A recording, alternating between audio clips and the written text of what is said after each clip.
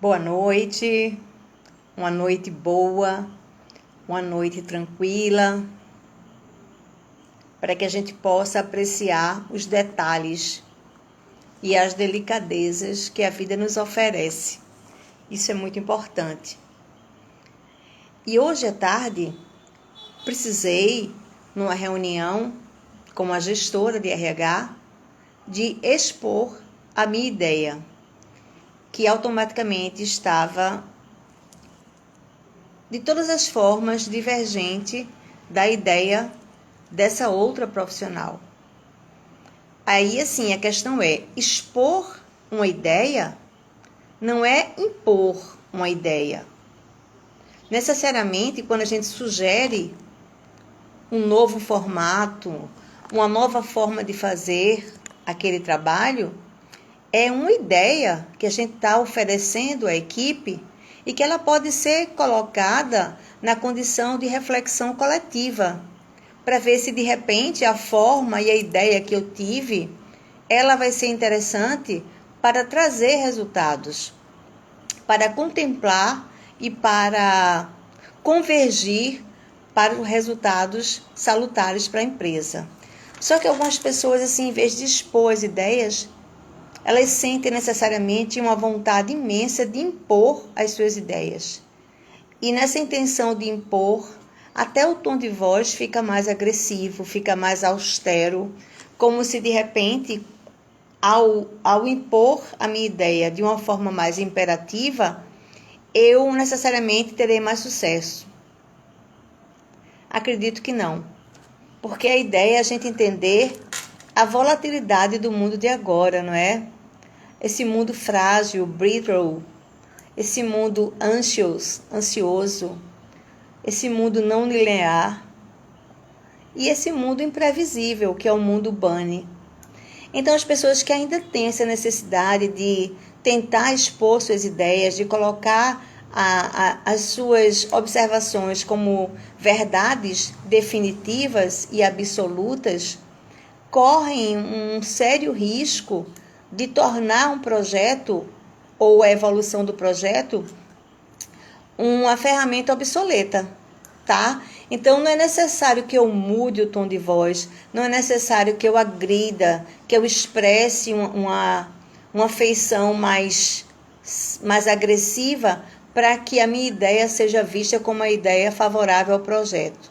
Muito pelo contrário, se eu consigo manter o meu equilíbrio, se eu consigo manter o meu tom de voz e abraçar e colocar o meu projeto sem ter que alterar as questões comportamentais mais primárias, né? Tom de voz, organização do pensamento. Como é que eu faço isso? E algumas vezes os gestores, de um modo geral, eles não conseguem expor as ideias. Eles simplesmente, eles tentam impor suas ideias. E aí as pessoas ficam acuadas e não conseguem sequer opinar ou sugerir um plano B, porque essa exposição por si só já denota que a supremacia vem daquela pessoa. E não é que as coisas não funcionam mais assim. A gente está percebendo agora o quão fluido é tudo o que acontece no mundo corporativo e no mundo nas nossas vidas pessoais. Então, essa austeridade, essa agressividade, essa necessidade de ter a verdade para si e para a equipe, isso não coaduna mais. Isso não vai engrenar, não vai gerar uma solução de continuidade favorável para todos. Na medida que você ocupa um cargo estratégico, você precisa desenvolver as competências comportamentais, inclusive a inteligência emocional, de saber ouvir, de saber interagir com os seus colegas, com os seus pares, com os seus subordinados e ter essa acuidade auditiva para compreender que, de repente, a ideia do colega é infinitamente mais interessante, é infinitamente mais arrojada que a sua ideia. Aí entra o quesito humildade. Não é? Nenhum de nós é dono do saber absoluto, porque agora Os saberes, eles estão integrados, eles estão conectados, eles buscam a sinergia. E isso é que é o propósito legal de uma empresa. Então, quando você sente que o gestor, ele tem a necessidade de impor a ideia dele e não de expor e ouvir os demais colaboradores, talvez a gente perceba nesse gestor uma imaturidade emocional e também profissional para não conseguir entender que o mundo corporativo é essa congregação, são essas moléculas buscando resultados para a coletividade, não para uma parcela do grupo, não é? Então, alguns gestores, alguns líderes, alguns chefes sentem a necessidade de colocar a sua ideia num tom de voz mais austero, de expressar a sua ideia como verdade absoluta, quase que impossibilitando, quase que impedindo que os demais componentes da equipe se pronunciem.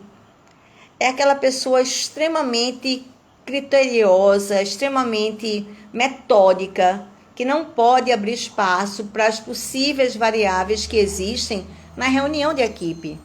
Então, tudo é milimetricamente cronometrado. E nessa pegada de cronometrar as situações, as vivências, pode-se perder uma grande oportunidade de abraçar uma ideia, de abraçar um projeto que alguém sugeriu, mas que você, como gestor ou como gestora, não está receptivo a ouvir, não está com a sua escuta acolhedora, porque lá na memória mais remota, você se sente o dono do saber. Você é o supremo absoluto. E isso é muito delicado, porque a gente tem que entender que as vozes, e às vezes, deveria ser para todos agora, não é? Temos que buscar controlar essa necessidade de comandar, de achar que a decisão final parte de mim como gestora. Começar a socializar, começar a dividir a gestão. A gestão deveria ser, de fato, uma gestão compartilhada. Em você gerenciando e compartilhando o seu saber, você não se torna uma pessoa menor. Você não se torna um gestor menos eficaz. Muito pelo contrário, você vai expressar a sua humanidade para que a equipe entenda que com você ele pode contar, ela pode contar. Que com você o clima conspira para o coletivo, para que todos possam também expor suas ideias. E quando você sente a necessidade de impor, achando desde já que naquela reunião empresarial já temos a resposta, mesmo antes da reunião começar, porque você está tentando impor sua ideia, porque a sua ideia é a ideia suprema, corre-se um sério risco de colocar um projeto a perder. E aí, então, todos vão sofrer com a sua supremacia, com a sua necessidade de ser o dono, de ser a maior instância da empresa. Esse tipo de comportamento centralizador, ele está em desuso. Não obstante, sabemos que algumas empresas têm ainda esse chefe, né, esse controlador dos setores, das pessoas e dos comportamentos. E esse controlador, por sua vez, tende a ser uma pessoa extremamente nevrálgica, extremamente adoecedora para a equipe. Porque você não consegue expor as suas ideias com clareza quando você sente que da outra parte já tem todo um bloqueio, já tem toda uma resistência em ouvir, escutar e ouvir ideias diferentes da pessoa que é definida como instância decisória. Então, gestão compartilhada é aquela gestão onde todos se sentem inseridos, onde a sua fala também é de relevância e onde também o gestor se coloca na condição também de acolhedor e pode abrir espaço para entender que naquele momento, naquela situação, naquele processo da empresa, a sua ideia foi muito mais brilhante, muito mais louvável e dessa forma entender, né? E abrir espaço para que a sua ideia seja contemplada sem necessariamente ferir o ego dele ou dela. Porque essa coisa de ego ainda é uma situação muito complexa. Porque assim, quanto mais eu preciso mostrar que eu sou a instância, que eu sou a pessoa que decide por mim e por vocês todos, mais eu denoto a minha insegurança. Mais eu denoto que eu não estou pronta para gerir pessoas. É uma situação que a gente precisa pensar sempre, não é? Hoje, amanhã e depois. HAD. Então, as pessoas, quando expõem as suas ideias com clareza, com firmeza, com coerência, elas tendem a ser escutadas. Porque as ideias estão aí para serem também partilhadas e para serem sugeridas. Porque uma equipe que funciona com todos participando, ela tem infinitamente mais possibilidade de alcançar resultados e o sucesso. E uma equipe centralizadora, onde o eu, equipe, é a pessoa que decide, onde sem aquela pessoa as coisas não fluem, né? A gente não sente autonomia para desenvolver as nossas habilidades lá no trabalho, é uma equipe que tem uma gestão obstruída, que as coisas não conspiram para a resolução, porque alguém tem necessidade de poder e, além disso, os demais também alimentam essa necessidade de poder dessa pessoa. Então, a gente tem que ver que nessa gestão de equipe, na gestão de processos, precisamos buscar, além da conta, a questão da participação coletiva, não é? Todos participarem para buscarem entender que, em primeiro lugar, resultados é importante que aconteçam, mas que sejam bons para todos. Resultados que apenas contemplem o setor A ou o setor B não serão resultados que vão, assim, otimizar a questão maior da empresa. As ideias estão aí para serem discutidas, para serem colocadas, né, na reunião, na pauta da reunião, e para serem também ouvidas com muita atenção, com muita concentração. É o modelo da AIDA, né? Atenção, interesse, desejo e ação. E, logicamente, as pessoas que têm essa habilidade, as pessoas que possuem esse equilíbrio emocional, elas expõem as suas ideias com muita segurança, com muita coerência, sem a necessidade de impor as suas ideias. E também entendendo que, ao expor sua ideia, ela pode ser agraciada ou não ser agraciada, mas que está tudo bem. No trabalho em equipe, o que predomina é o pronome nós. Ninguém pode se achar, se sentir, estar atuando como gestor no pronome na primeira pessoa. Eu. Isso não funciona porque não traz resultados e porque também não conspira para o equilíbrio da equipe, para a homeostase da equipe. E aí, então, talvez, se a equipe não tem uma gestão compartilhada, as pessoas mais frágeis, psicologicamente mais vulneráveis, elas podem adoecer. Então, entendamos que, né, a gente não tem por que controlar os outros, respeitar as ideias deles, as opiniões deles, isso é louvável e é necessário, tá? Mas mesmo que sejam muito diferentes das minhas, mas respeitar essas opiniões, acolher essas opiniões, né, essas ideias, e até também observar que no meu modelo mental eu estou sendo muito intransigente e que a ideia do colega é infinitamente mais colaborativa e mais sinérgica do que a minha, por que não aceitar? Márcia, bem-vinda, boa noite. Então, gente, a gestão agora deveria ser uma gestão que as pessoas pudessem expor suas ideias e que pudessem ser ouvidas, que pudessem ser também pontuadas para que a solução final do projeto não fique centralizado numa única pessoa, tá? O verdadeiro líder, o líder de agora, do terceiro milênio, minha linda e abençoada, ser humano próspero, saudável, cheio de luz, Neide. O líder do terceiro milênio, ele deveria ser, por excelência, um líder servidor. Como é que é o líder servidor? Boa noite, Neide. Boa noite, bem-vinda, minha querida. O líder servidor é aquele que se torna desnecessário. É aquele líder que tem toda essa habilidade comportamental de estabelecer vínculos e que, quando ele falta, a gente não sente sua falta, porque ele delega, tá? Ele entrega as atividades aos colegas, aos pares, aos subordinados e ele confia nessa equipe. Ele não delarga, ele delega.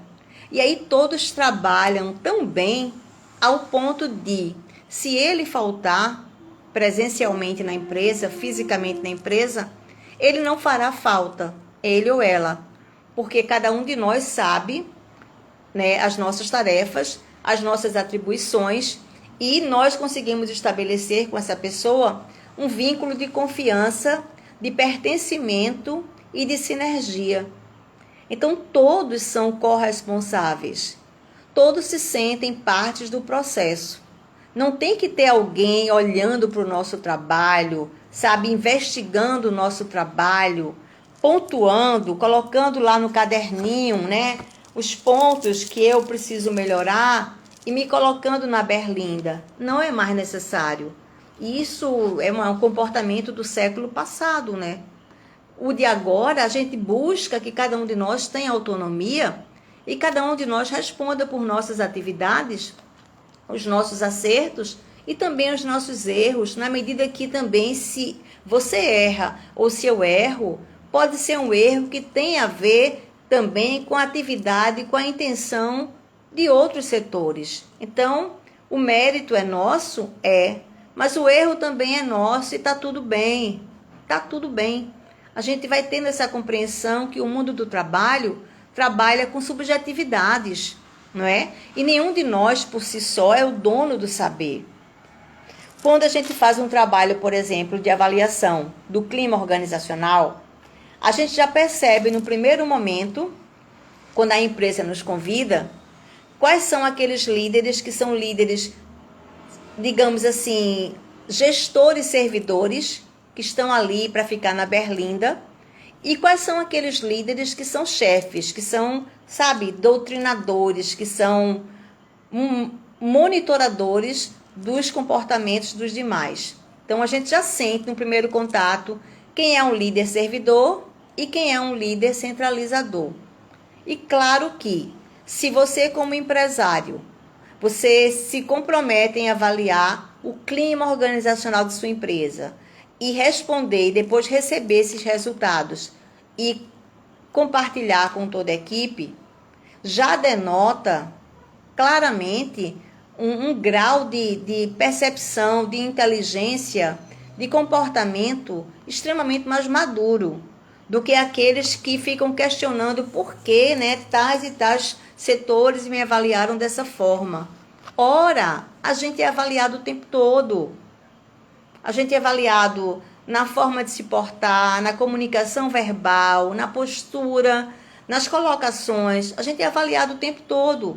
Então, um clima organizacional onde cada um de nós pode e tem espaço para avaliar e ser avaliado, isso já é um caminho que propõe um caminho de tranquilidade, um caminho de assertividade, tá? A gente está ali para trabalhar buscando resultados, de preferência resultados num coletivo saudável, num ambiente organizacional que trabalhar com você me faz bem, que trabalhar comigo lhe faz bem.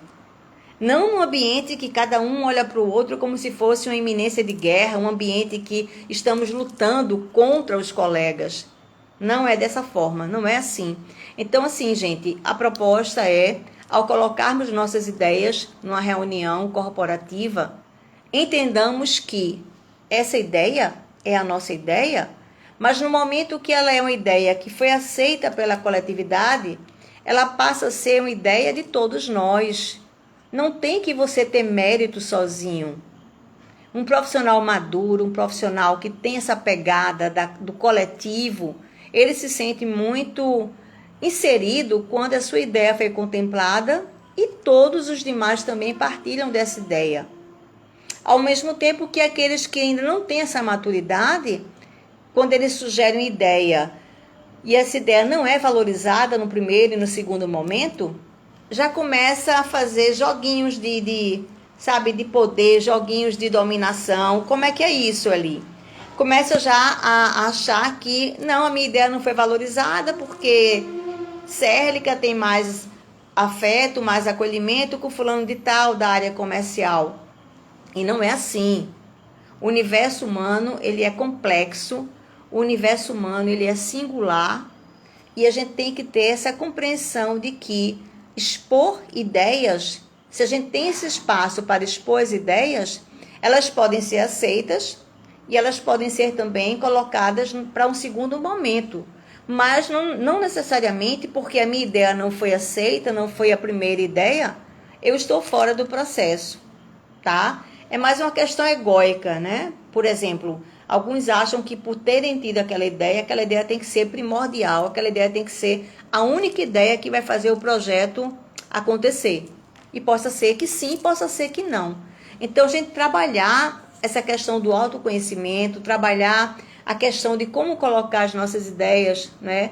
De ter essa habilidade de expor a sua ideia e de ouvir também o feedback dos outros colegas, isso é muito necessário, tá? Porque também denota o seu grau de disponibilidade para aceitar os contra-argumentos. Não é porque você teve uma ideia que para você é uma ideia ímpar, é uma ideia que vai salvar a lavoura e ela não foi contemplada no final do projeto, você se sentir deslocado, diminuído. Não é por esse caminho, tá? O mundo laboral, ele nos convida a esse exercício continuado da relação interpessoal. Um exercício continuado que a gente vai entender que haverá aqueles que a gente vai ter mais afinidade, mais proximidade, haverá aqueles que a gente não vai ter tanta afinidade, mas que nós somos todos moléculas dessa engrenagem chamada empresa, chamado organismo, né? Empresa é um organismo vivo. Então, essa habilidade da escuta, da gestão compartilhada, do clima organizacional que convida para a gente ficar mais próximo, né? E quando alguém fala algo sobre o meu trabalho, é sobre o meu trabalho, não é sobre mim. Onde é que eu posso melhorar? Eu me coloco na berlinda. É importante que nós nos coloquemos na berlinda para que também consigamos ser avaliados, tá? E isso é um exercício de uma grandiosidade imensa, porque se algumas pessoas comentam tais aspectos do meu comportamento e só eu não enxergo, aí está na hora de eu parar e começar a entender, opa, se algumas pessoas comentaram, outras também comentaram, e eu não consigo enxergar isso em mim, porque eu me acho a suprema, eu me acho a toda poderosa, aí eu tenho que respirar fundo, calçar as sandálias da humildade e ver, não, peraí. Se eles perceberam isso em mim, eu tenho que parar para me avaliar, para me autoavaliar. O que é que eu posso fazer para melhorar, para que eu possa contribuir com a equipe? E não para que eu queira que a atenção se volte só para mim. Eu sou uma molécula dessa engrenagem toda. Às vezes eu acerto, às vezes eu erro.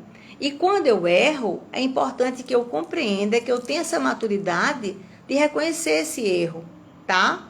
E não querer unicamente impor as minhas ideias, impor os meus insights como se fossem a única verdade. Existem várias verdades na empresa, né, Renê? Existem várias verdades. Então, assim, é importante saber se essa ideia, se esse insight que eu tive vai contribuir para que todos saiam ganhando. Ou é uma ideia que pode ser colocada no segundo momento, né? O trabalho em equipe é um exercício diário. A gente, inclusive, começou a trabalhar em equipe na época das cavernas. E se chegamos hoje na condição de sociedade, de coletividade, Devemos muito aos nossos pré-históricos. Mas aí, hoje, nesse século XXI, nesse terceiro milênio, a gente vê que alguns gestores ainda estão vestidos de donos do saber absoluto. Então, é aquela coisa de só eu sei, só eu falo, só eu... Gente, às vezes, numa indústria, por exemplo, a base da pirâmide tem insights, tem ideias infinitamente melhores quem ocupa o cargo de gestão. Porque eles estão lá com a mão na massa, eles estão lá usando todo o material, todo o artefato para poder a coisa acontecer. Então, eles conhecem mais de produção do que o gestor que está lá na plataforma, lá em cima, sem saber como é que acontece no cotidiano aquelas tarefas. Então, a gente tem que ter essa preocupação continuadamente e, logicamente, sempre entender que o mundo do trabalho é uma extensão do meu mundo de valores. Então, você profissional, você é uma extensão de você como pessoa que habita uma família, que coabita com outras pessoas, que se relaciona com amigos. Então, como é que é trabalhar com você? Como é que é estar ao seu lado 8 horas por dia? A sua presença, ela nos convida ao afeto, nos convida ao encontro ou nos inibe? Estar com você é um ambiente propiciador de geração de novas ideias? É um ambiente aglutinador? Ou é um ambiente extremamente exaustivo? Não é? O conhece a ti mesmo já remonta de grandes pensadores de séculos passados. Então, é importante que tenhamos espaço para expor nossas ideias. Isso é necessário. Podem ser reuniões semanais, reuniões quinzenais, mas que as ideias sejam colocadas em pauta.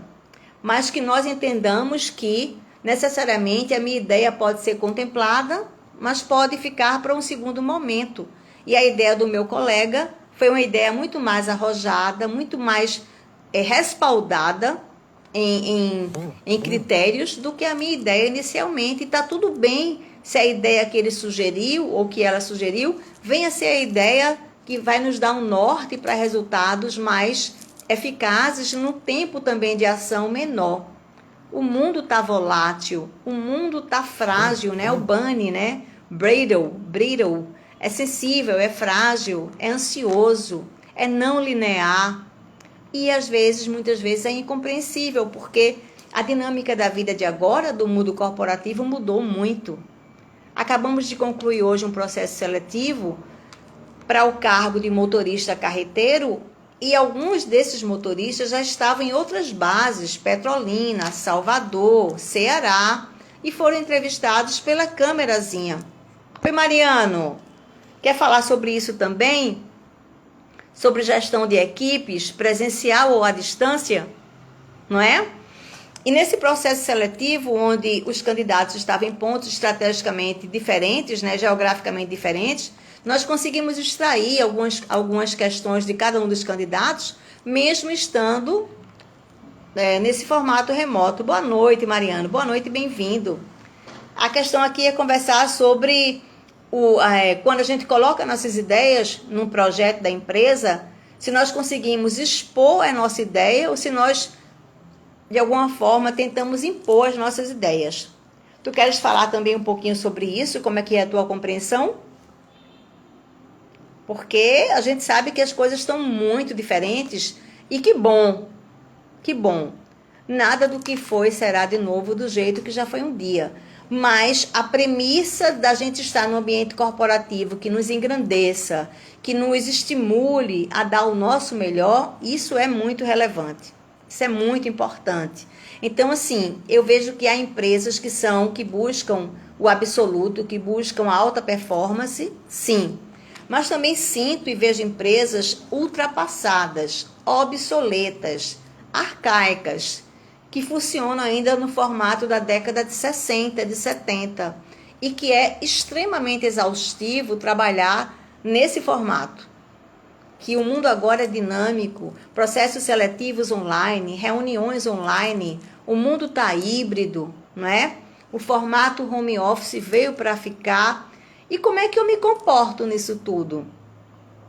Como é que eu consigo passar o meu recado sem causar no outro um certo desconforto? Como é que eu interajo com esse mundo do trabalho, passo as minhas informações e contribuo, e não atropelo, e não, sabe, e não negligencio também a ideia dos demais colegas. Isso é muito importante. Deixa eu ver se o Mariano tem algo para acrescentar, para a gente então ver o que a gente pode fazer e falar sobre isso, não é? Porque é uma questão do formato HAD. E a gente vai buscar entender essa fluidez do mundo corporativo sem necessariamente precisar passar pelo burnout, pela angústia, pelo sofrimento oriundo do trabalho, de forma alguma. Hoje a gente pode até extrair o máximo de prazer do trabalho, se de fato a gente tiver essa compreensão de que somos partes de uma molécula maior, de uma engrenagem maior, e que essa sinergia, que essa escuta acolhedora, que essa inserção de todos no projeto da avaliação da empresa e também da avaliação da sua performance, isso é muito interessante. E engrandece a cada um de nós, porque nos abre também a alma, nos abre o olhar interno e engrandece também a equipe como um todo. A gente está lá trabalhando para buscar essa consonância, essa sinergia. E eu acho interessante, Mariano, porque não pode participar no momento, eu entendo. A gente depois marca um outro momento, não é? Renê também, que mais do que nunca, além de saber trabalhar em equipe, ele trabalha na vibe da empatia, de se colocar no lugar do outro, de estar à disposição do outro. Nós somos seres humanos, seres de afeto, seres que buscam, né, serem valorizados, serem reconhecidos, serem lembrados. A pior coisa é você trabalhar com alguém 2, 3 anos na empresa, né, Cláudio? E você sai da empresa e ninguém nem percebeu que você saiu. Você estava lá há 3, 4 anos na empresa, Pamela querida, e você não foi sentir a sua falta. Nossa, isso é devastador. Significa que você não conseguiu criar a sua marca e manter a sua marca e fazer falta. Você passou pela empresa, esteve lá e ninguém perguntou por você. E ninguém sentiu a sua falta.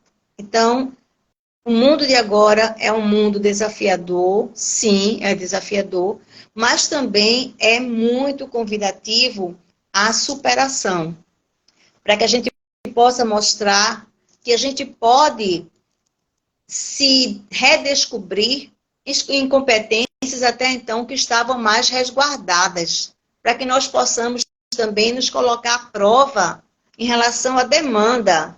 Ô, Pamela, que bom! Saudades também de vocês, viu?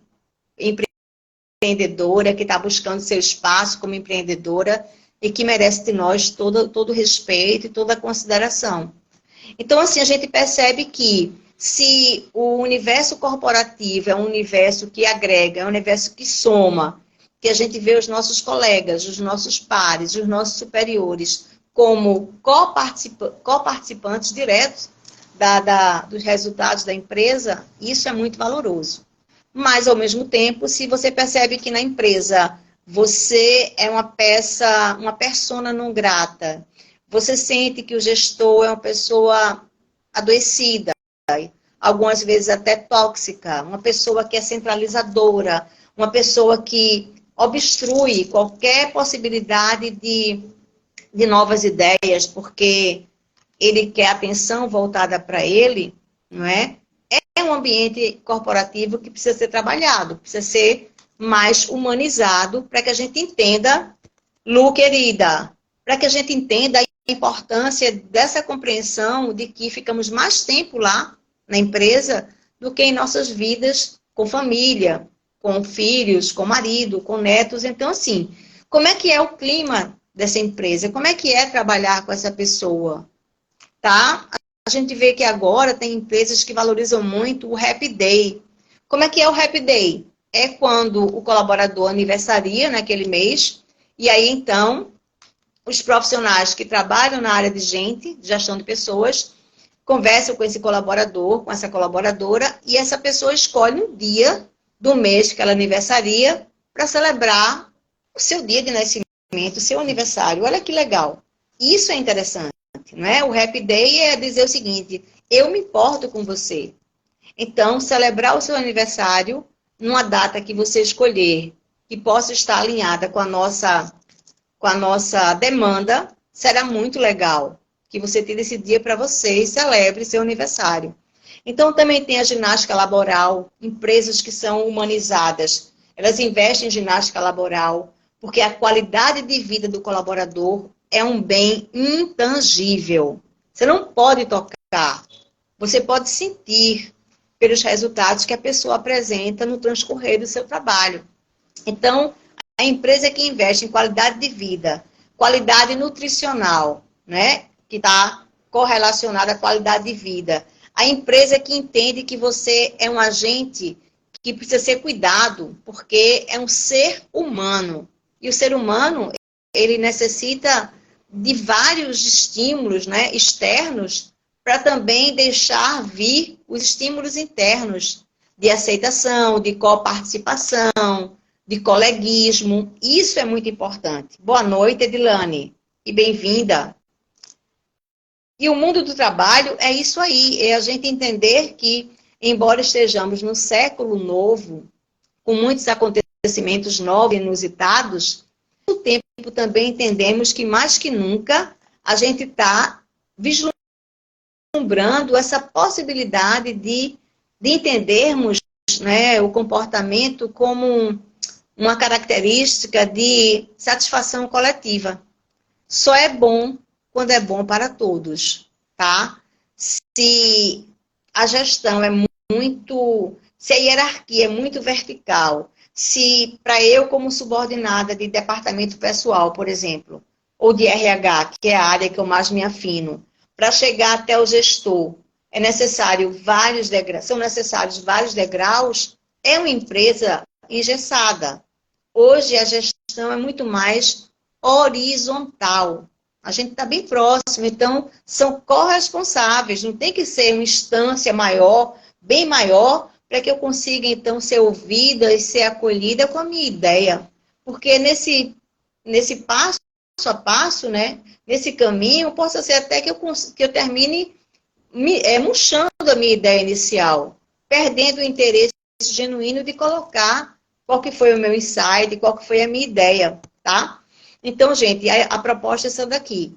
Ao colocar as nossas ideias, a gente entenda que é necessário sabermos expor nossas ideias e não buscar impor, nem mudar o tom de voz, nem achar que a minha ideia é mais importante que a sua e que eu não vou ter espaço para ouvir as demais ideias, né? Além de denotar muita falta de educação, denota também uma imaturidade profissional imensa. Então, não é essa a proposta.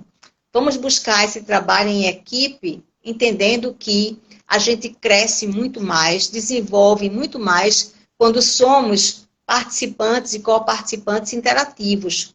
Quando a gente entende que o processo só ganha quando todos ganham. Que a relação é ganha-ganha, tá? Que a empresa investe no colaborador, mas que também, como retorno, o colaborador traz os melhores resultados que ele pode trazer na situação que ele se encontra e com as ferramentas que ele tem disponíveis. E aí, logicamente, o clima fica muito mais saudável, as pessoas muito mais saudáveis também, mentalmente, fisicamente, intelectualmente. Você consegue trazer mais ideias, trazer mais conteúdo para a empresa, e o ambiente corporativo passa, de fato, a ser um ambiente extremamente saudável. Estamos contribuindo para que consigamos juntos, né, o pronome é nós, resultados, para que todos também saiam ganhando com esses resultados, tá? Então, essa gestão humanizada, essa gestão compartilhada, essa gestão servidora é que talvez seja o caminho para o sucesso, e certamente é, né? Quando a gente se sente valorizado, inserido, e quando o nosso gestor, ele também acolhe e ele valoriza nossas competências técnicas e comportamentais e coloca isso na reunião. e coloca também o reconhecimento do nosso trabalho na reunião e nos parabeniza, porque o nosso ego também necessita desse afeto, desse reconhecimento.